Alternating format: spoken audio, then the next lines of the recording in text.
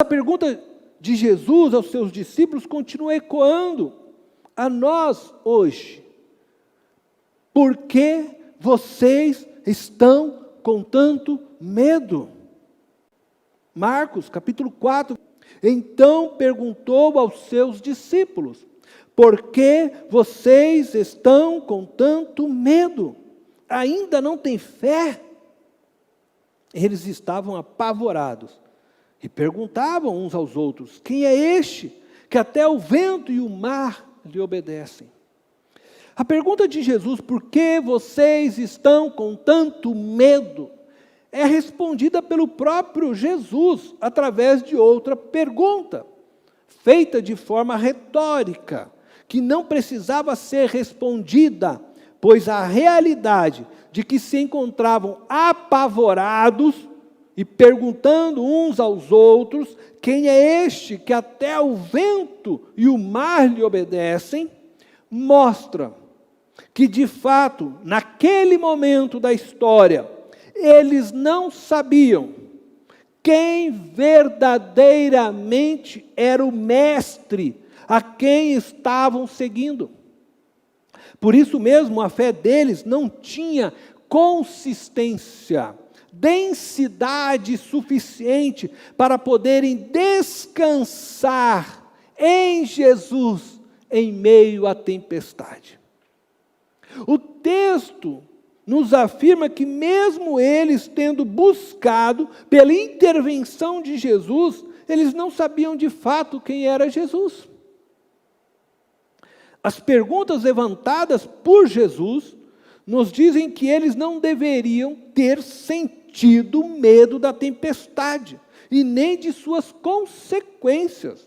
Isto é, eles não deveriam ter tido medo de que o barco viesse afundar e eles viessem a morrer.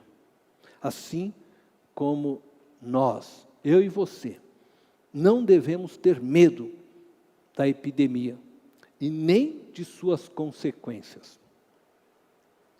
Por que eles não deveriam ter medo?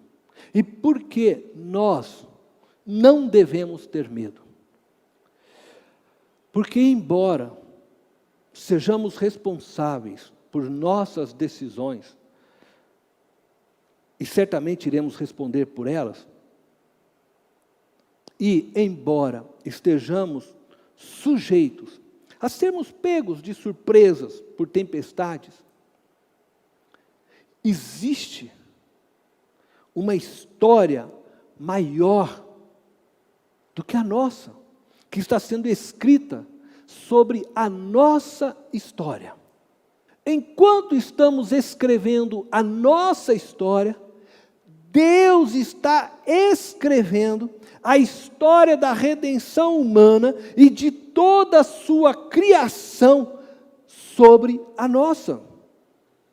De alguma forma, a história da redenção escrita por Deus se sobrepõe sobre a nossa, de forma que, ao perdermos a linha de nossa história, somos capturados em Jesus, para dentro da história da redenção, escrita por Deus.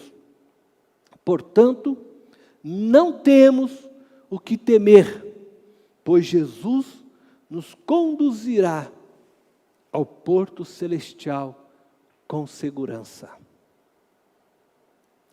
Eu quero concluir essa mensagem lembrando a você que quando Jesus foi tomado pelo cansaço, depois de um longo período servindo a multidão através do ensino, ele dormiu.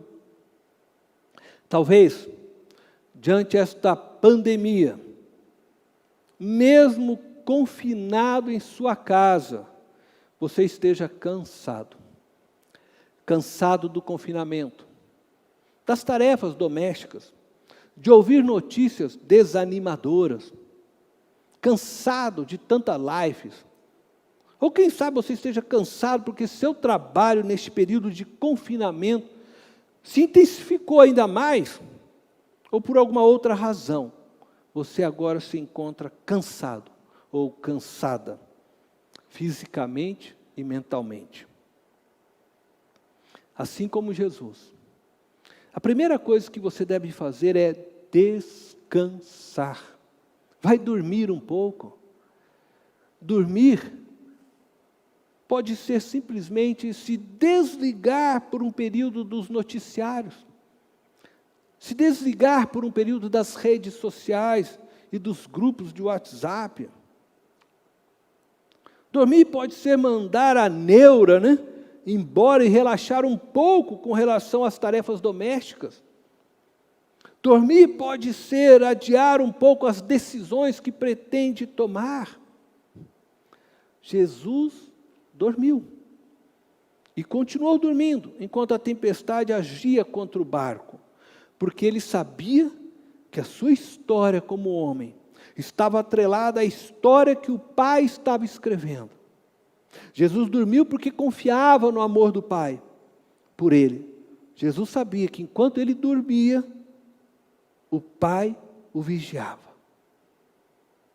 Dormir é pegar no sono, como Jesus fez naquele barco.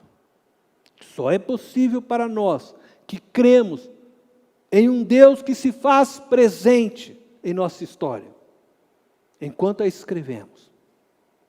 E que cremos que sobre a nossa história, Ele escreve uma história maior e mais bela, que redime a nossa própria história. Portanto, durma em paz. Porque enquanto você está escrevendo sua história neste oceano da vida, ainda que sujeito a tempestades e trovoadas, Deus está incluindo sua história na história de Jesus, na história da redenção. E a partir da cruz, a morte e ressurreição de Jesus, assim como todas as vitórias de Jesus, são agora sua história. Você está agora inserido na história de Cristo. Por isso você é mais que vencedor. Deus te abençoe.